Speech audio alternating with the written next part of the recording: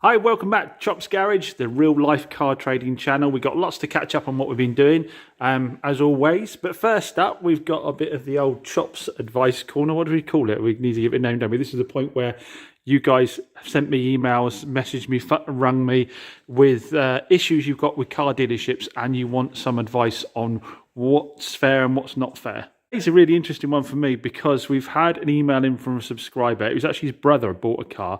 He bought a 2017 Kia with 40,000 miles on it from the main dealership with the remainder of the main dealership's warranty on it.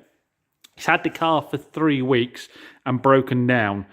And when the recovery people have come out, or sorry, AA have come out to have a look at the car, they've diagnosed that it has a bad battery. So the brother's gone back to the dealership and said it's got a bad battery, you need to replace it. And they've said, no, we won't replace it because the battery in that car is over 3 years old, so we won't do it under warranty. Our subscriber has emailed me and asked me what the score is. He spent, I think, 16 grand on the car, I think it was. I mean, realistically, price doesn't really come into it. It's more of a case of how short a period of time he's had the car. Now, as we know straight away, within 30 days of buying a car, a used car or new, I think it is, you can reject it for pretty much any fault that makes it unfit for purpose, not as described, all those kind of things. So within 30 days, you can pretty much claim for anything. And that's because I think what's considered is that anything that goes wrong that early on was probably a fault at the point of the car leaving the dealership. Now, obviously, you've got things like a tyre going flat. That obviously could have got punctured when you're driving it, that kind of thing. But mechanical stuff, it's pretty fair to say the likelihood is that fault existed at the point of the car going out, and that's why they give you a rejection within that period of time. It then becomes debatable as to whether it's something that has failed due to normal fair wear and tear based on the age of the vehicle when you're using it. That's within the next sort of 6 months. Next 5 months, it then comes down to, is that fair wear and tear for your use of the vehicle? This one surprises me. I'm surprised the dealerships sort of dig in their heels. And it's fair to say that a battery over 3 years old could be expected to be failed and need to be replaced. But if you've only just sent the car out within 30 days, then that battery was on its way out when it left. And that battery is required to make the car fit for purpose. If the battery doesn't work, the car doesn't work, clearly, as he broke down. So as I said, in this situation, as far as I'm concerned, it's an open and shut case. I've told our subscriber to tell his brother that he should go back to Kia and say the fault obviously pre-existed, it made the car not fit for purpose, and either they put a new battery in or he rejects it because he's within his 30 days. He uses his short-term rejection rights to hand the car back to him. He would have to potentially pay for any mileage that he'd put on the vehicle. They could do a fair deduction for that and for a reval at the vehicle, that kind of thing. Now, just before I get into our second dealer dilemma story of the day, I need to introduce the sponsor of today's video that makes all this possible, Surfshark. Surfshark provides you with a VPN, a virtual private network. That VPN gives you a secure internet connection whilst you're online, protecting you and your data. In addition to that, it allows you to access geo-locked content when on streaming services. What do I mean by geo-locked content? Here I am on Netflix, and let's say, for example, that I want to watch the latest version of Dune. I loved the old one. I hear the new one is really good. So I go onto my Netflix to watch it. Here it is. But it's unavailable to me because it's geo-locked. That film is not available to people in the UK to watch on Netflix. It's not a problem for me. All I do is go up to my Surfshark on my bookmarks bar here, change myself to a US IP address, so United States Internet connection. And if I now refresh that page, you will see that I can now watch Dune. It is now available to me because the system thinks that I am in the US now. This feature is not only massively popular with me, but it's massively popular with my daughter, who gets to access US teen drama series that she'd otherwise miss.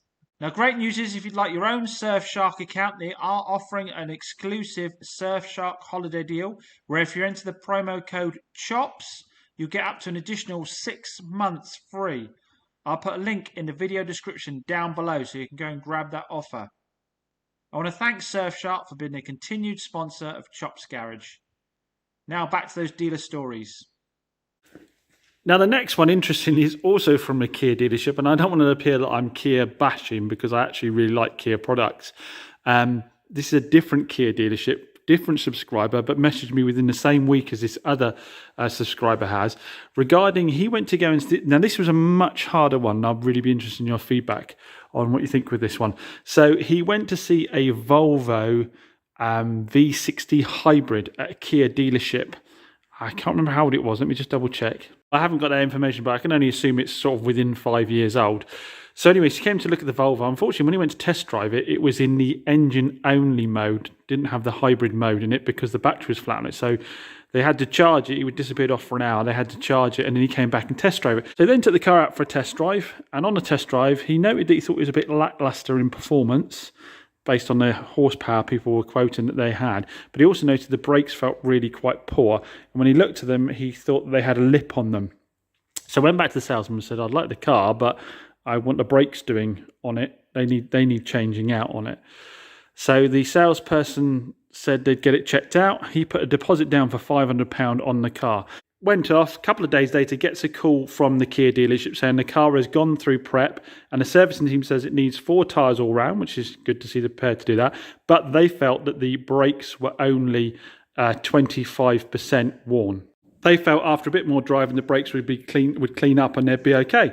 Well, our subscriber respectfully said that he disagreed with that. So it was left there with the garage saying that the brakes didn't need doing, but the tyres did. But then the following morning, the salesman rang our subscriber again and said, if we get the brakes done, would you have the car? And he said, I probably would. Then about an hour later, he gets another phone call from the salesman saying that actually his sales manager has agreed they will do the discs and pads on the car. At which point our subscriber said, well, actually, I'm having second thoughts now. I want to go and try the same vehicle, but at a different dealership. So a couple of days pass, and our subscriber gets a call from the salesperson again, say, how do your other test drives go? And he said to him, well, I haven't been on it yet. I'm due to go on one this afternoon. But if anybody else is coming into your dealership in the meantime wants to buy that car, then go ahead and just refund me my deposit. Our subscriber goes on to do the additional test drive in the same model of car, again a V60 hybrid, and notes that the brakes were 10 times better, so he thinks the other vehicle definitely needed brakes, but again was very disappointed with the performance and wasn't really sure it was going to do the 70 mpg that was quoted. So on getting back, he emailed the salesperson to say, I'm not going to be going ahead with the sale because, like I say, I don't think the performance of the vehicle is up to scratch and it's going to achieve the MPG. Now, I believe our subscriber heard nothing back, and then another 2 days later, he sent another email politely requesting his deposit back. His question to me was, is he due his deposit back? That is the question. Is he due his deposit back? Given that, even though they were willing to go ahead with the work that he had wanted done, they hadn't started it yet, as they told him they hadn't started yet, because he'd not actually agreed to finally go ahead with the purchase, because he's obviously bought into it doing further test drives. For me, this is a tough one. Like I say, I'm interested in your comments down below. This is a tough one for me because if the dealer refused to do the brakes at the beginning and the customer had been very clear that's what he wanted done, then I'd expect him to get his money back. And if there'd been a specific problem with that car they weren't willing to resolve, I'd expect to get his money back. But the end decision for me has been made on the fact that the car isn't suitable, that he's got concerns about the performance and the economy, rather than the fact that there was actually a problem with the deal he did with that dealer. Albeit the dealer hasn't, we don't know. It doesn't look like he's gone ahead with the work. He will have had a charge from the garage department to the sales department, would have been charged for doing the check over on the vehicle that flagged up that the tyres needed doing and other bits and bobs. So there will have been fees incurred. But it's a difficult one because he has kind of like they've done what he wanted them to do to agree to sell them the car, and now he's pulling out not on the basis of that, but on the basis of something else. It's a really, really difficult one for me. I can see it from both points. I think it probably comes down for me to the paperwork.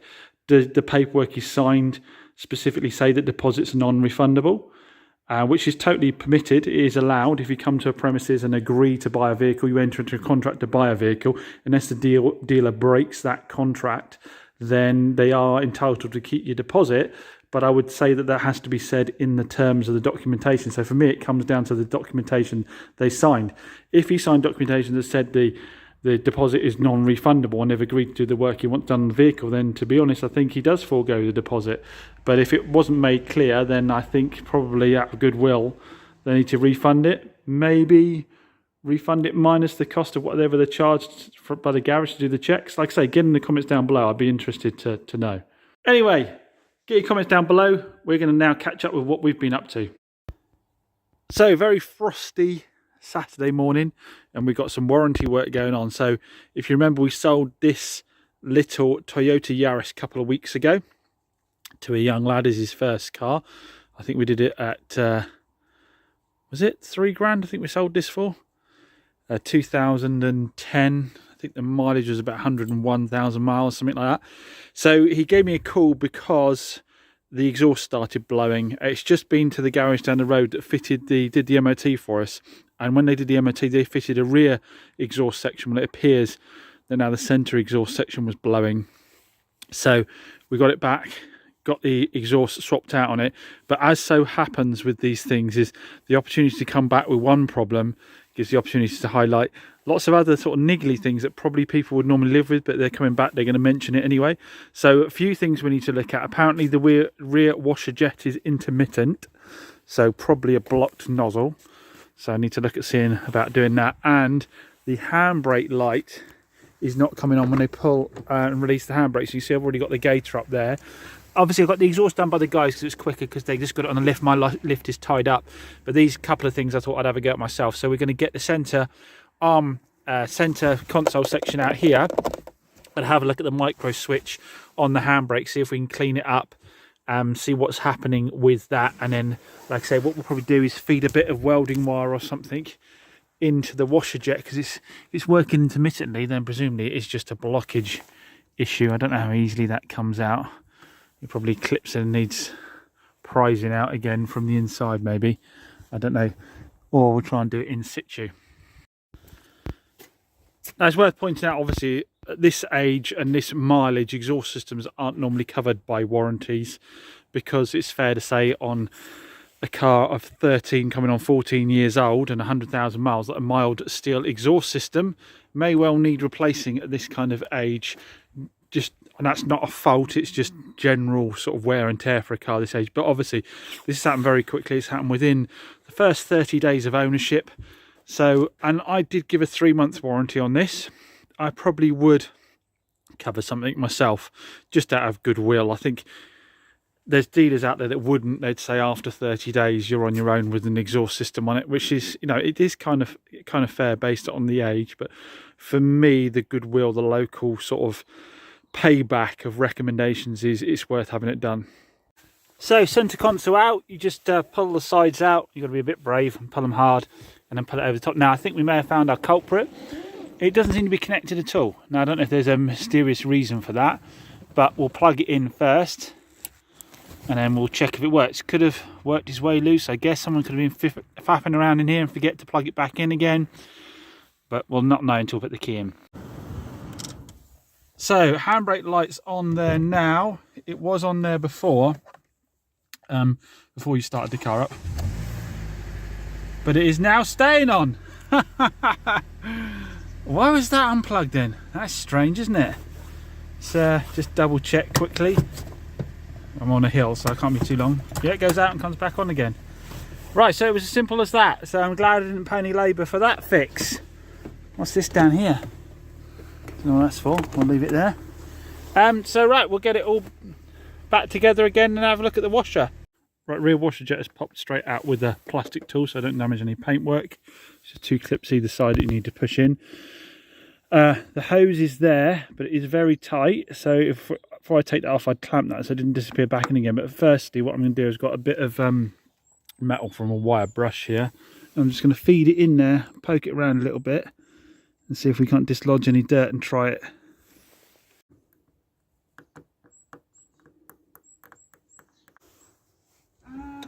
So I can hear the motor going, but I'm not seeing any water even after poking it about a bit. So the question is, are we getting any water at all?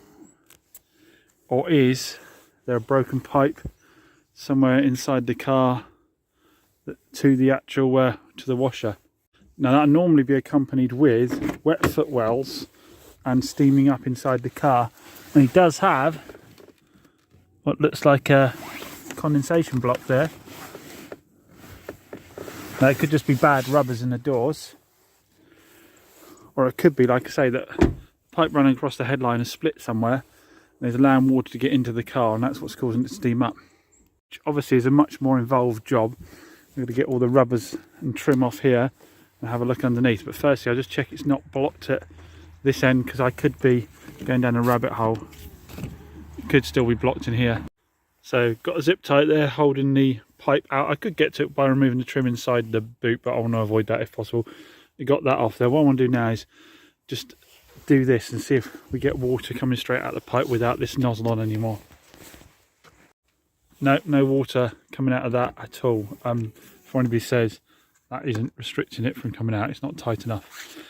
So we've got a break in the pipe somewhere along the system, I think. So that's what we need to start looking into next. Just want to check if we've got any leaking into the boot at all or not. Good lads, properly sorted with all his safety gear. There's a bit there, but I think that's in the container. Got any in the floor underneath? No, the boot should be full of water if that was the problem. So I suspect it's in the cabin somewhere. So before we go down a rabbit warren of me thinking that it's something serious about leaking into the car and stuff like that, let's have a look at the washer bottle end of the where the motor is and double check that we haven't got like a big split there or something. So underneath, taking the 10 mils off so I can get the wheel arch liner out. And you can see where my money's gone on the exhaust system, can't you? All the way along. We've got, it is almost front to back now, brand new exhaust system. I think it's only possibly the cap section at the top that hasn't been replaced now. So I've had a look at the pipe end behind the trim here, and it's all good back there.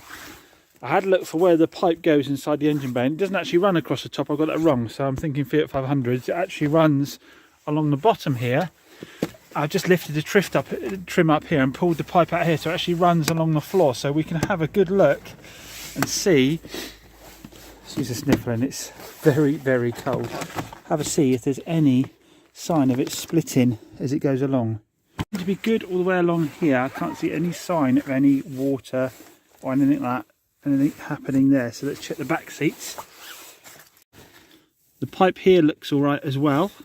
I can't see any problems with that, so it could be in this section here running up the side of the car. Now what I'm going to do is I'm going to cut the pipe here, and then I'm going to work the jet and see if I get water to this point or not, because then I'll know it's between here and there. I can put a joiner in between the two of these to allow the water to still continue to go through there. Just before I started to do that, I thought I'll just give it one go and see if I can see it leaking into the car. But look. So I don't know if there had been, I pulled the pipe off at the front underneath the wheel arch liner and let the water run a bit and put it back on again. Perhaps there was a bit of debris at the end there that caused that problem to happen. Now he said that it was happening on and off, so I guess I just need to keep testing it and see if it fails again. We'll run it a few cycles, but it seems to be pretty consistently coming out now. So now just a really frustrating bit to get all the bits of trim to go back where they lived before.